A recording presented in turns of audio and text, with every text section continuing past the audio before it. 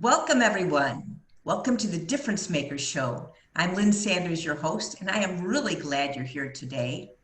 Now more than ever, we're facing a world that's filled with upheaval.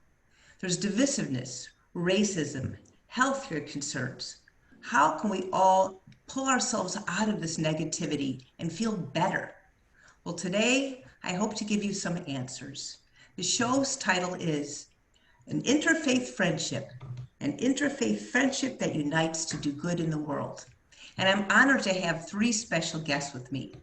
One is my rabbi, Rabbi Bruce Elder of Congregation Hakafah, and also Reverend Jeff Braun of the Winnetka Congregational Church, and also Asif Masood of the Muslim Community Center of Morton Grove. So I'd like to welcome all of you here today and ask you to share a little bit of your personal stories of how you got to where you are right now and connected together as an interfaith group. So perhaps I'll start with Bruce, if you don't mind, because I know you the longest, Bruce. Hey, Lynn, just before you jump in, I know you hit record, but did you hit go live? Yes, and we are recording live. No, did you hit go live on Facebook? Yes, I did. Why is it not recording live on Facebook? It says live, so hopefully this is live for Facebook. Okay, well, if so, then that's a nice little start. Okay. That's okay. We're live. It's fine. We all met, Lynn, to jump in, we met at a remedial technology class, which focuses on Facebook and other basic, things that people should know. I'm the least informed. That's why we're going to start with Bruce or Asif, not me, but that's how we met. I'm kidding. Oh. I love that. I was actually going to defer to you, Jeff, because you're the one who brought it together. So in your wonderful, loquacious way, please do spend some time sharing how that we have the responsibility. I mean, how we all got together. Yes. And by loquacious, he means, Jeff, will you please stop? So, yes, how we met, how the Spirit, God's broad Spirit brought us together. It was back in, wasn't it 2008, late 2017, and then going into 18. So in 17, we had Hurricane Harvey, and the desire within our congregation was to take a service trip, if you would, to go down and help with the recovery work after that torrential rain and all that flooding that hit Houston so desperately. And it just seemed like a wonderful idea to have this be not something we did alone, but we did in a multi-faith way. And so I first reached out to Bruce Elder, whom I knew, and he said that their Congregation Hakafah, was already planning a trip. Let's go together. We both were so excited about reaching out to the Muslim Community Center. We reached out to a colleague there who's someone we know very well, and she said, we've not gone on a trip like this before. We'll get back to you. It sounds exciting. And that's when we got introduced to Asif. And that's really, in short, how the friendship was first forged. And through that trip and subsequent trips, it has just absolutely deepened. So a common need and a common desire to be together, I think, is really the kind of the two cornerstones of our relationship. I love that. And Asif, how did you feel when you got contacted? I was terrified. Seriously, and of course there was a little fear, but it was like, okay, this sounds like a great idea. It's not something that I've been a part, it's not something that I had participated in before. And as we started more talking through it, because initially when I had gotten on, I'm like, I don't know if I can get off work. I'll get the logistics going, and then, get some folks to go. And then as we started talking, I'm like, okay, I have to go. I felt compelled to join the group. And so I ended up taking a week of vacation, which in January, and, we headed down to Houston. Wow. So how many of there were you when you all got together, and what was that experience like? Any of you? There were about, the longer it's been, the bigger the group gets. There were about 300 people. And no, there were there were 22 of us. Is that what it was? Yeah, that's right. And from all three houses of worship. And it was great. It was the opportunity. We stayed in two houses, Airbnb, that happened to be next to each other. A couple people stayed at a local hotel. We ate our meals together. We communed together. We went to the work sites together, and we grew together. And you repaired homes together. we did. We cleaned and we repaired. That indeed we did. Wow. And the work that we did, whenever we were paired with somebody, we always made sure, we tried to make sure that it was with someone from a different house of worship, just so that we can build those relationships together. So how did that feel for you? Let's say, Jeff, since you started the whole idea, what did it feel like for you to bring everyone together? Well, I know I'm going to get flack both from Asif and Bruce when I say this. They're going to be like, "Oh yeah, what a goody for saying it." But I don't think it was my idea. I think it was God's prompting, and I think all of us were sort of ready to be brought together around an idea, and it happened to be something that prompted me in a given way, but it was a mutual idea and mutually leaned into. The moment that was most striking to me on the Houston trip, I think perhaps of all, and it was chock full of moments that were profound. If you could say there's one gem or there are two gems per trip like this, per adventure, if you would, you'd be lucky. We had dozens of them. I mean, it just every day, every moment turned in even a deeper, a more powerful, a more knitting way. But the first night we were there, we all decided to gather at one of those two Airbnbs that were literally side by side. And I was standing just outside the kitchen and looking at the long line of everybody gathering around the food that had been prepared. And there is no way that you could have discerned that this was a group of people from 3 different houses of worship, some of whom had never met before. There's no way you would have been able to say this wasn't a group of long, acquainted friends or even family members gathering for a meal. There was such a sense of cohesion and seamless connection and joy as we gathered around that food. It was just stunning. And I think that's where my heart felt so full for the first time on that trip. We were there and it was already happening, and it just got even fuller as the trip went on. So that struck me before we even put our hands onto the actual labor of fixing the homes. Oh, I love that. Connection of the heart, which we all have. And not everybody recognizes that, that we're really all connected. Any aha moments for you, Asif, from that trip? I think as Jeff stated, I mean, we came together so beautifully that night, and our intention was, I mean, twofold, right? So during the day, we were singularly focused on rebuilding houses, right?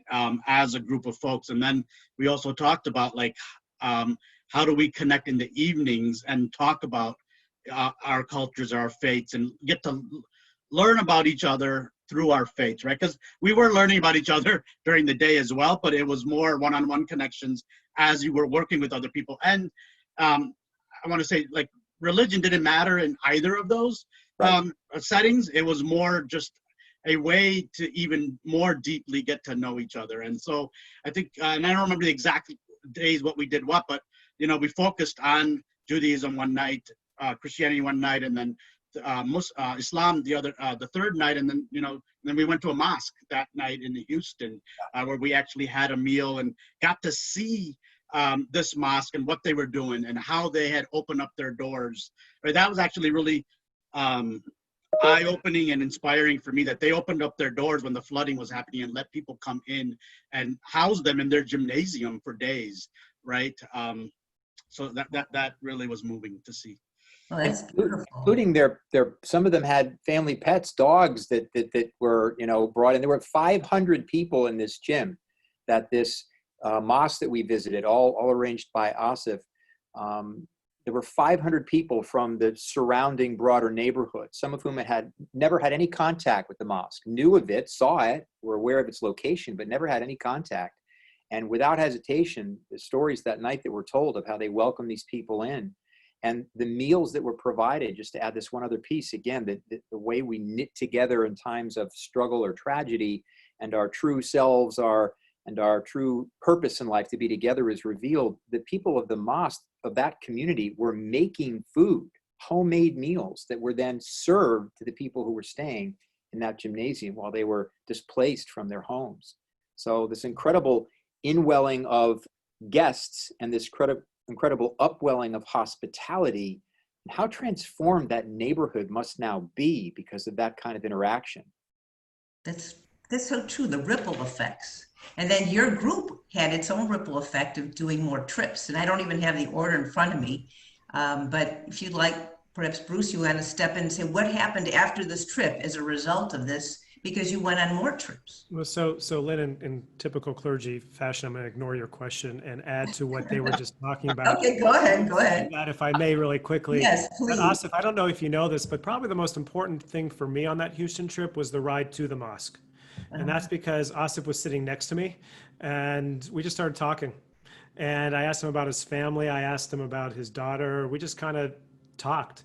And as much as I have been involved in interfaith circles for a very long time, it was my first opportunity to have an intimate, real conversation with someone who's Muslim. And just to share and just talk. And I'm like, I really like this guy. Yeah, I mean, I still do, which is pretty amazing after all these years, right? And so it's just that the opportunities of humanity, the moments of humanity, and the moments of just opportunity to let down our guards as to what we are and to focus on the who we are, and just be, was really important for me and has carried on. To answer your question, we have now gone 2 places. We went to Houston. We just got back a couple months ago from the border working in Matamoros and in Brownsville, supporting the camp of asylum seekers that has been set up in Matamoros as people are trying to seek asylum in our country. There was an opportunity in between those 2 trips to go to Puerto Rico to help after the hurricane down there. We were not able, we scheduled it together but couldn't go together. So some of us went 1 year and some of us went another year. We've also planned some stuff here that we can talk about, but it's been a slow, real kind of organic growth of us together. In many ways, we've come very far. In many ways, we're just beginning. Yeah, well said. Yeah. That was pretty profound. So let's talk about the trip that you all went together on that I wish I could have gone on as well, to the border. And that's very highly charged. Unlike, fixing a home that's been affected by a hurricane, everyone knows we've got to fix the home. But the issue of caring for immigrants at the border, I think itself is very controversial. So tell us a little bit about that story, how that evolved. Any one of you. And just to note, well, I'll let Bruce chime in here for a second, or Asif, but we've actually made 2 trips. One, a smaller vanguard group, sort of a scouting trip, but representation from all 3 houses of worship, all 3 faith communities. And then a second larger one, which included an invitation for others to come. We'd kind of worked with one of the partners we worked with down there and scouted out how we were going to do this best. So we've actually taken 2 trips. One was back, I think it was October or November of 2019. And then of course we were down there in February of 2020 before COVID sort of shut everything down and dramatically increased the risks already present in the camp by adding in this horrible virus. So I'll let one of my 2 brothers take it from there. I'm going to let Asif after I jump in. Okay, Asif. I mean, what instigated this whole idea of going to feed the asylum seekers? Before we go there, Lynn, I just want to push back on the presumption that immigration and issues of people rightfully seeking asylum in our country is controversial. I think it's been politicized, but the idea that humans are controversial in terms of their need for protection of their bodies and selves, to me is part of and I'm not accusing you of this, I think the way that our society's been able to politicize it makes it controversial, when in fact the only controversial part is, in my humble opinion, is the fact that we are preventing people from legally being able to seek that, which is part of the reason why we went down there. Go on, Asif, pick it up. But it's true. Yeah, I mean, it's a tough, it was a tough trip. And actually what happened right before the trip, so if we go back a little bit and talk about an event that took place here, the day before, our 3 congregations got together for a run walk. And because it was that Sunday where we got together and I'm trying to remember who we raised the money for, but we raised the money for an organization. And that was a beautiful thing too, right? So we came together. I can't remember how much. And so there was a group of us that walked. There was another group of us that ran. And then we had dinner right after that. And Bruce, Jeff, I don't know if you remember the name of that organization.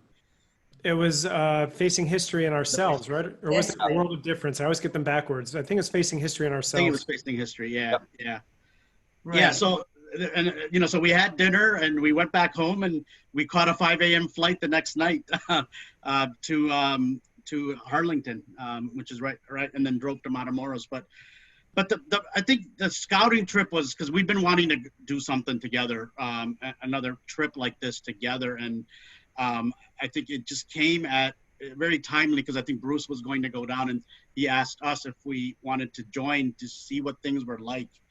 And that was actually more focused because when we went back in February, we did a lot more, but the focus of the October trip was to help feed. And we also did help feed in February, but we expanded that to a lot more. But if you can imagine, we flew down and we did this over a couple of days. So the first day we were like the chopping crew because there was another group from California that was there. And as it turns out, there were 6 women from California that were there. And here's 6 of us guys from Chicago that are there. And on that first night, we were the chopping crew for them. They cooked the meal. Then we packed the meal up onto wagons and then walk it across. So it's probably a good mile's walk across the Texas-Mexico border. And then the refugee camp is, at least at that time, it was right across the border where we can then take the food. And it was really, it was tough to see the people in the camps. That was the first time that we actually got to see them. And what was even tougher is like this concept of who am I, that I'm getting to decide how much food someone eats, right? Because we were doling out the food as people in lines were passing us by. And then also retain our own humanity in that we smile at them, or not even our humanity, retain their humanity in that we smile at them and, try to make conversation with them because these are people that are already so dehumanized. Right. So a lot came up around that. And then you guys can pick it up at what we did the next day and then in February. Tell us about how many people you were feeding, Asif, because I think this is pretty unbelievable what you were challenged to do. There were about 2,000 people in the camp. And on that first night, we probably fed about 1,200 because there's another group that's responsible for feeding. And on that first night, that group didn't show up. So folks from the other side were running over. And so we were there for about 3 hours. Probably feeding about 1,200 people. And, Wow. and then just to jump in, I was standing next to Asif for a good part of it. And I think we're both, I know Bruce was having a similar experience, but we were not on the line with him. There were these 2 small, maybe 6-foot or 8-foot round tables put close together. So viewed from above, they looked like a figure 8. And they were set at the end of a sidewalk about only 10 feet out from a chain link fence, which was effectively, it was on the Mexico side, but it was not authorized space for people to be in, except border patrol or whatever. And the people would line up in 2 lines and come down toward these 2 tables and then disperse once they got their meals. And for 3 straight hours, the lines never ceased. I mean, you kept looking down and thinking, is it getting shorter? And it never got shorter because people kept adding to the line. So when they're coming at you that way, not in an adversarial way, there's just so much energy coming down the line. And when you finally then are face to face and voice to voice with someone who's receiving a plate, often without a common language, it's very intense, not only just to physically stand there and to be serving and to try and do it quickly so people aren't waiting. They're hungry. They've been waiting all day maybe for the food. But to be standing there and feeling that energy come down the line was I think for me and Asif and I commented on it to each other, an unexpected element of what made it so intense and so humanizing at the same time. That changed when we were there later in February when the lines were going to come kind of along the side. They came from the right or the left, and then people would disperse from the table once they got their food. So you weren't seeing the length of the line, the depth of humanity as intensely in February. Not that the needs weren't the same. It just was experientially different for us as we were serving it. Wow. Bruce, what was your experience like? Well, what I would say overall is that it's impossible. Impossible is a strong word. It is very difficult Uh-oh. to. I'm not hearing your words for some reason. Can you hear me now? Can you Hello? hear Bruce? I can hear Bruce. You can hear Bruce. Okay, go ahead. I said, Can I hear you again? hello, hello. Oh, now I hear you. Go ahead. Let me take this out. Very few people have had problems hearing me. It's very difficult to experience, to let down your guard, and to experience not just in Houston but in other places these types of events in which you are letting go of your ego and investing in the humanity of others and doing it intimately with others and not be affected by that.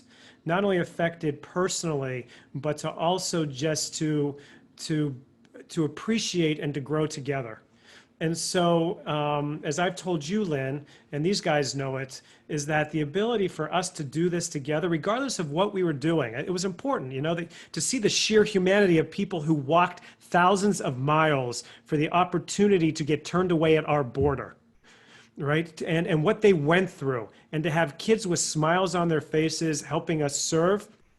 You can't go away from that not being affected by it. And to do it in relationship with people who aren't the people you normally hang out with, it creates not just a sense of camaraderie, but a sense of unity that allows us then to grow together beyond that.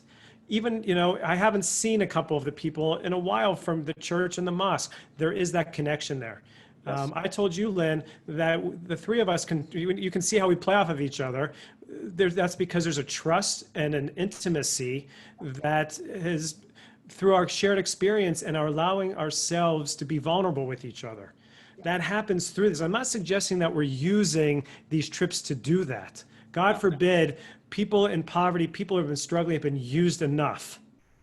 But if that has been what we have been able to grow out of this so that we can continue in our own sense of becoming more humble and therefore turning that into meaningful interaction with each other and beyond, that's been the true gift for me.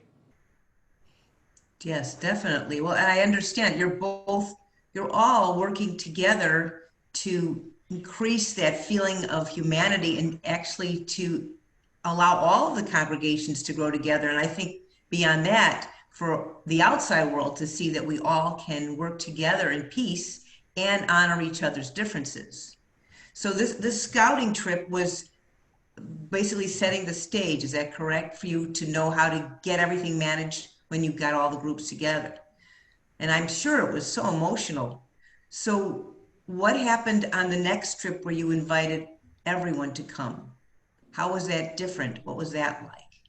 Any of you, was that like a month later? I forgot the time. No, it was in February, and this trip was, it was the number of people are about the same, but for me it was important because the previous trip, because it was our first one, and so it was a little bit more challenging for me to get, and it was last minute to get as many Muslims as I would have wanted on that first trip to Houston. This time around, it was actually pretty evenly divided between the three of us. And there were 22, 23, but there were 8 to 9 Muslims, 8 to 9 Christian, 8 to 9 Jews. So it was evenly spaced out that way. So for me, that was important to have that, to be, I guess, equally participating in this endeavor. And things changed a lot. Yes. When we were in October, we did a lot. We actually cooked. That second day, we went back. So the first day, we helped the folks from California cook, and they helped us cook this following day. But this time around, a new organization called World Central Kitchen came in with their with master chefs, right? So our responsibility was to actually cut everything up, but they got to cook, which allowed us to witness other things that were also going on. And I'll let one of you guys share kind of some of the other aspects of that trip. But just to pipe what Bruce said, there was a way after where we connected around feelings, and I think it was potent actually, because we each saw the things that we saw, and we were able to talk about what feelings came up for us around this. I think we did that the second night that we were there, and I think that was a way that we created a shared experience that, regardless of our faith, that second trip, we didn't really even talk about our different faiths. because the first one, it was a little bit more structured. Second one, we thought we would make it more structured, but we didn't have to. The conversations just became organic. And on that second night, we really actually came together, I think, really more so on our emotions than anything else. Wow. So the first trip prepared you to get ready for what you needed to know for that second trip, right? And In a lot of ways. And then it's like, some of it we use, a lot of it changed so much that it was almost like, all right, we're going to have to kind of make it up as we go. So yeah, the reality on the ground had changed, Lynn, between October and February in terms of the number of people that were in the camp, in terms of our government shutting down the border even more to making it more difficult for people. The camp was moved by Matamoros from its makeshift place to on a levee of the Rio Grande, which with the rising rains was a real fear in the midst of COVID and rains that a lot of these people were going to be, of the asylum seekers were going to be washed away, literally. So the camp had grown to over 3,000. Our policies had become more difficult.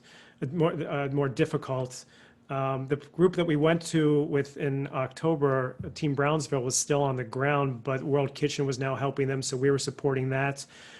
Witness MPP, the Remain in Mexico, had started working down there that we had a relationship with through our work, shutting down the kids camp in Tornillo the year before. So we did a number of different things. We served the food, but we also were court watchers to see the processes that went through.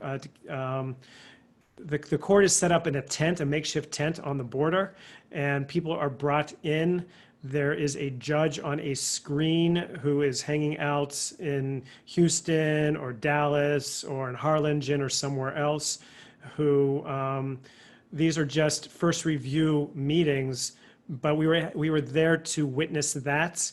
We also were just kind of watching to see the flow of people coming in and out and learning and basically listening. Because the number one thing we need to do is listen to the people and see what the situation is so that we can report back and then work to end it. So there was a lot more to do. It was a lot more severe, the situation. In a lot of ways, people were a little better off. They had better tents and more people serving them different kinds of food. But the situation is definitely very bad there. Wow. How about you, Jeff? What did you experience that second time?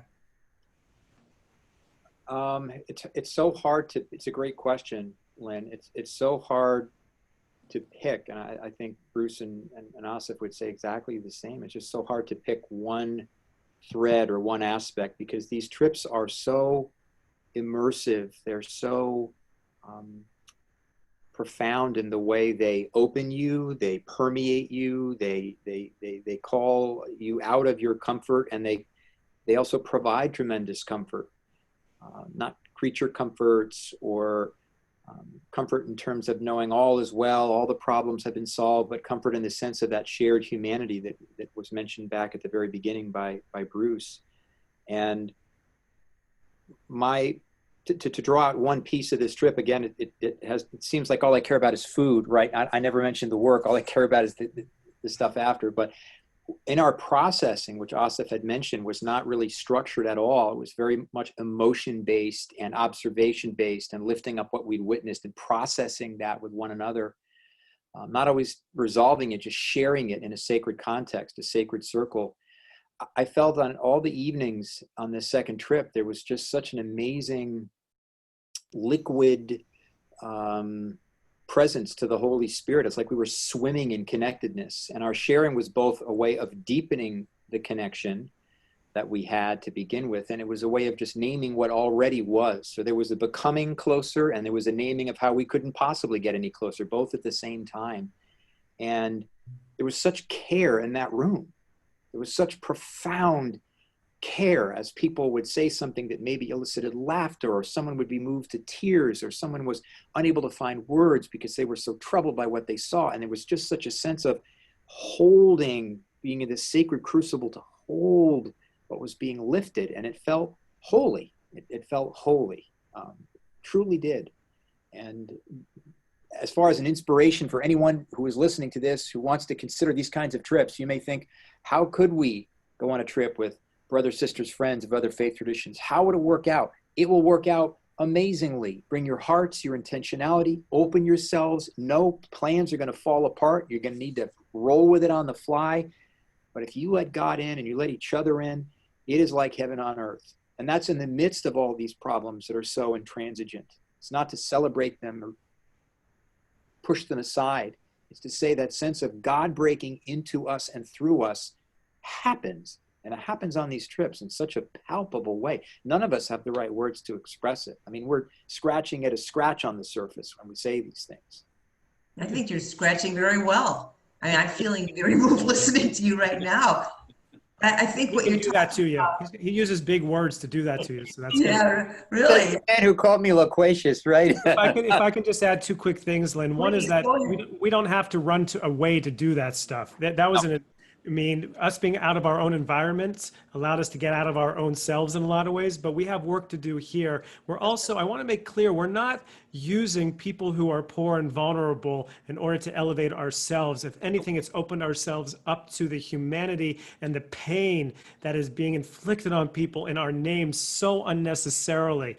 And the third thing, perhaps one of the most profound things of going over the border as white people with people of color, and working with people of color who are having problems being brought into this country, and being there with people of color, and then realizing that what's going on the border is an extension of the policies of our country that have gone back all the way to the founding of our country, both with Native Americans, indigenous people, and African Americans, and to have that in our face and to see that it's being done in our name, which means we are doing it. Right? If anything we got out of it is the need to continue to show that what we're doing is the normal. And to suggest that Christians, Jews, and Muslims coming together is somehow abnormal or somehow unusual is such an indictment of the soul and heart of our country, but also of the notion of what it means to be human. And so to be there and to see the confrontation of our explicit abuse of people of color. And again, it wasn't lost on us that folks from the Muslim community are people of color as well, and how they felt about this, and our ability to process that somewhat as well. It ripples not only to other people, but within our own souls and all of our work as we carry to hopefully be a little more gentler and a little more softer how we work and considerate, right, of movements that are trying to empower disempowered people in this country. Right. Didn't you say earlier that you had all experienced some pushback when you told people that you were working together as a multi-faith group or interfaith group? Didn't people make comments about that? I don't know that it was pushback per se. It was more like shock or surprise that how is this even possible, right? And I think we heard that both in Houston as well as in on the border. When we told them who we were and that we had arrived together, it was kind of a surprise. Really? That you guys are working together, like you're not at each other's throats or whatever? Like it was surprise. They assumed that there would be some problems, and you're showing them that Either some problems or just that they weren't even open to that it would be possible. Yeah. But it was good. It opened the door for a conversation, right? And every time that we like the third time you say, yeah, no, really, no, we're here together. Lynn, the response was this like reflexive, widening of the eyes, a broadening of a smile, this kind of glow from the person's heart. You could just see their aura kind of, light up like, wow, that's really cool. I mean, they were still stunned, but they were sort of beguiled by the idea that this not only could be, but was actually happening. And I think we really view these trips as our very humble attempt to be part of the antithesis to the prevailing thesis, which is that, well, of course you couldn't do that, or religion is a source of division. It's the source of all great division in the world. And maybe it's been misused that way, but the golden thread that is inherent in all our faiths of serving God and one's fellow human citizens of the world, that's what we're rallying around. And we do it imperfectly and humbly. And if I'm involved with logistics, very, very, very clumsily, but we do it because I think that there's this sense of call and of great humility, both at the same time. And I really think the togetherness that we build becomes not only a state of being we carry with us, it becomes a tool. And then we apply that tool to specific sacred work, be it in Houston or on the Texas border with regards to immigration, or right here at home with regards to fundraising for an organization that helps school curriculum to actually reflect the truth of history, not some whitewashed version. And that can hopefully raise awareness about the topics we're focusing on, the needs we're addressing, but also create inspiration for others to try this same grassroots thing. And I think those are the pieces that have threaded through this: a togetherness, a sacred work with a specific focus, and awareness of the needs that we are trying to attend to. And we're but one of many groups attending to these broader needs. And an inspiration that, hey, give it a try, step in, do something. So it's very grassroots. It's not an attempt to fix the whole world in one stroke. It's an attempt to do our part and to become more human in the process. Right, one step at a time. I was going to ask all of you, that was beautiful. What were the lessons, and you just spoke of them, that each of you feel you learned from this experience? Because there are going to be more, I know. We just have to move forward with whatever we can. So, Bruce? Asif talked about it earlier, alluded to it, and Jeff just did. For me, probably the most important lesson, or one of them, despite what else we've been speaking of, is so this interfaith walk run that we had at the end of October, we had invited the Baha'i community and the Sikh community to participate as well. And so you had over 100 people running or walking, and then another, mostly the same, but other 100, 125, 130 people sharing a potluck dinner afterwards. And I don't know if, Lynn, if you were at the dinner. I was there, I definitely did. I loved every Remember, minute. to me, the most important lesson, which also plays into one of my colleagues here, friends alluded to, is who cares about the planning? The planning is important, but at that dinner, when we tried to get the program started, I don't know if you remember this, but people didn't want it to start because they were just all hanging out, talking, enjoying each other. They were like, shut up, just let us do this, right? And so what that's, and the energy that was in the room when you've got 5 houses of worship, 4 primarily, and some from the Baha'i community, that was their 200th anniversary, their bicentennial, so they couldn't participate. Bicentennial or 150 years? It was a big one. I remember. It was a big one. It was a big one. They couldn't participate as much as they would have liked, but to see the energy and the dynamic and the colors, and I'm not talking about skin color, the colors of the conversation and the clothing and the food and the smells. This was, for me, if I had any pride in our country, it was right there. And it happened not because we planned it. It happened because in the spaces in which we didn't plan. Yeah. And so to allow people to just be together in a space that acknowledges and admires equity, equality, and togetherness, don't try to mess that up, because that's what you'll do. And that, to me, was the lesson, is that do what you want to do, but allow yourself to be and allow other people to be with you. Well, you provided the space for all of us to gather together. That was the point. So everyone could come together. Normally, we wouldn't be perhaps knocking on a stranger's door to say, hey, you want to get together with me? But all of you together brought us together as a whole. So let me ask you all, where do you see this going at this point in time, given that we all have to be aware of social distancing? But what can we all do? We, and not just our 3 communities, but the world at large, what can we do as a people to build togetherness in the midst of the craziness that's around us right now? Because I'm all about focusing on positivity, because I know that our inner reflects our outer. What we are feeling on the inside reflects what's going on outside. Asif, I think you're the most positive of the 3 of us, so why don't you give the answer? That's not necessarily true. I mean, there's probably multiple things. You know, we pre-COVID, we planned to come. We were going to go back in the summer, spring timeframe, and COVID kind of threw that off. But we did meet together in June to reflect on the trip in February, because one of the things that we did talk about was it is our duty to share what's going on down there, right? To see it, one thing, and I would actually recommend, if you can get down there post-COVID or whatever, And I was saying this before, like it is your duty to go down there and see it with your own eyes. Yes. But not everybody has the resources or the means or, whatever, to get down there. And if you can't get down there, then do something, right? And Down there meaning the border of Texas. the border itself, to see, because we can talk about it as much as we want, but to see a refugee in their tent it's a whole different experience, and a feeling that, witnessing it firsthand is a whole different thing, right? So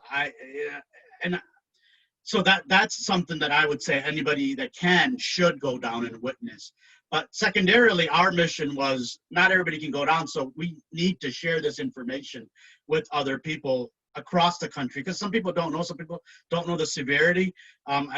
We talked about a lot of the, feeding and seeing. Of course, the couple things that we didn't talk about was there was a converted child prison, a converted Walmart that got turned into a child prison that was down there. And we were also watching deportation flights, which is actually probably the most confronting out of the things that we saw.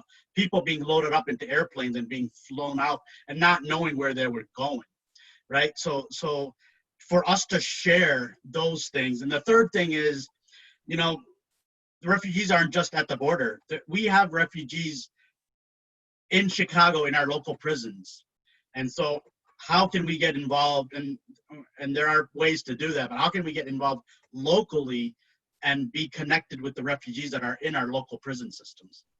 And what can we do? And what could we do as outsiders? Maybe you have ideas for that. Yeah, I don't know, Jeff, Bruce, if you want to chime in. I'll let Bruce specifically mention if there are details on the immigration piece, because he's a little bit better versed in that than I am. And Bruce, maybe this is a good time, if that's what you were wanting, Lynn, is, how can we sink our teeth into this issue, be it via a trip, post-COVID, obviously, or right now, that's where we want to go. I think Bruce or Asif are best to speak to that.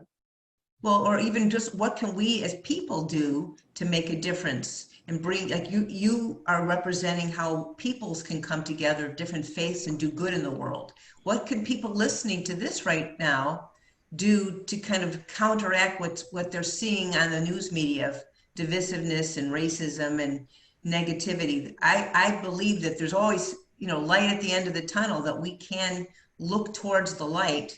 What can we do now? Do you have any words of wisdom or suggestions? So I'll jump in. I think in the context of our faith communities, assuming one has a faith community, if you don't, that's fine. That's not the only vehicle for this, but ours is faith grounded and faith expressive and faith guided. So I'll start there. I really feel like if you are, in any way a leader like Asif or Bruce or I are in our communities, it's to keep creating and allowing space for one another, for deep human needs within ourselves and, others' needs to be able to be addressed and to be attended to, and allowing space and creating space for God to come in, as Bruce said, through those fractures, through those gaps, through the broken moments that become the most illuminating moments. And if you are a member of a faith community, and you are in any way inspired by what we're doing, which is not to pat ourselves on the back, it's to say, wow, that looks like something I'd want to do, to go to your leaders, your lay leaders or your clergy, and to say, hey, what might we do to embody the truth of our interconnectedness? God made us that way. And under one broad banner of love and justice and peace, we are all born. And whatever our given tradition is or is not, we have the capacity to embody that wholeness that we are complicitous in fracturing with our behaviors. So, hey, could we do this? Could we do a walk? Could we have a lunch? Could we do a fundraiser together and just start small and let it start growing? Both Asif and Bruce mentioned this, and I want to echo it. We didn't really start that big. We picked something, we put a stake in the ground, we said, hey, who wants to go? And people just came. Don't doubt people will want to do this. So I think you can do it as a leader, like we three happen to be. You can do it as someone who's in a church who doesn't see it, in a congregation, in a mosque that wants it. And it's like calling your congressman, right? Talk to your leaders and say, what can we do? And I think starting small and knowing that you can make an impact is very important. I love that. I was thinking of the Field of Dreams line, when you build it, if you build it, they will come. Hmm? You just built it. I, Bruce? I think you can go even smaller than that. And that really is, Lynn, the only thing that when you said that we provided the space, you're right, we rented the room for everyone to come together. And it's more difficult in a time of COVID, but as things are opening up a little bit, I would challenge, I would challenge each of us, simply knock on a door of someone who lives next to you that you might not know. Start small. It doesn't have to be someone who's from a different faith. Maybe they are, who's, from a different, we all have different experiences. Start small. Anyone who's watching this can get in touch with you, Lynn, and you can put them in touch with us individually. We're more than happy to talk to people about thoughts and ideas that don't have to be so big or can be big. But most importantly, any of us can knock on the door of the neighbor you don't know and say, hey, let's get to know each other. It sounds hokey, but it's so elemental and it's so, I would have done it. But I have through some neighbors right here, right? They live a little farther away, but you know what I mean. Start small and simple. That's beautiful. Asif, And what did you most learn? yeah, Most learn? What do you mean? Well, when you were talking about like lessons we could offer or suggestions about how people can kind of, Yeah, I mean, I think, you guys have said it well. Like, I think the one plug that I would do, and I think, Bruce, you've had some dealings with this organization, Interfaith Community for Detained Immigrants. I don't know, Jeff, if you've done anything with them, but I'm starting to get to know them, and they are doing things in the local prisons. So I would, check them out there, and I can send you the website, Lynn, icdichicago.org. Whether it's giving money to them or they are looking for volunteers. Now, with COVID, some of that might have, lessened a little bit, but they are looking for volunteers, definitely money to help out. So I know that, or I trust that organization for sure. would you repeat that again, Asif, the name of the organization? Yeah, Interfaith Community for Detained Immigrants, icdichicago.org.